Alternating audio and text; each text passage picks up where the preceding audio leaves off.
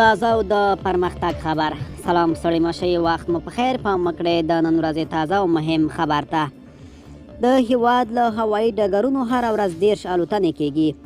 د ترانسپورت او هوایي چلند وزارت وایي چې د هیواد له هوایي ډګرونو په ورځ کې تر 10 الوتنې ترسره کیږي.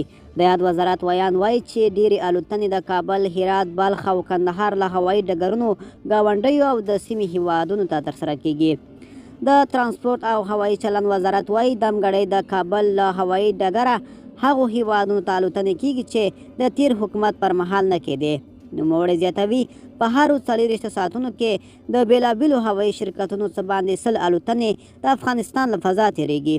له بل لوري د سوداګرۍ او پانګونې خونه وایي د لوی هوایي شرکتونو د هوایي دهلیزونو نشتوالي له امله د افغانستان تولیدات نړیوالو بازارونو ته نه رسیږي. د ترانسپورت او هوایي چلند وزارت د معلوماتو له مخې دمګړی افغان سوداګر د هوایي کارګو له لارې هند، چین، سعودي عربستان او متحده عربي اماراتو ته خپل سوداګریز توکي صادر او یا هم راواردوي. بلخوا له کندهاره بهر ته د صادراتو کچه لوړه شوې ده. د کندهار د سوداګرۍ او پانګونې خونې مسؤلین وایي چې تیر کال له کندهار څخه بهرنیو هیوادونو ته 140,655 ټنه توکي صادر شوي او سږکال د تیرو 11 میاشتو په موده کې 33,660 ټنه په بیلابیلو توکي بهرنیو هیوادونو ته صادر شوي دي.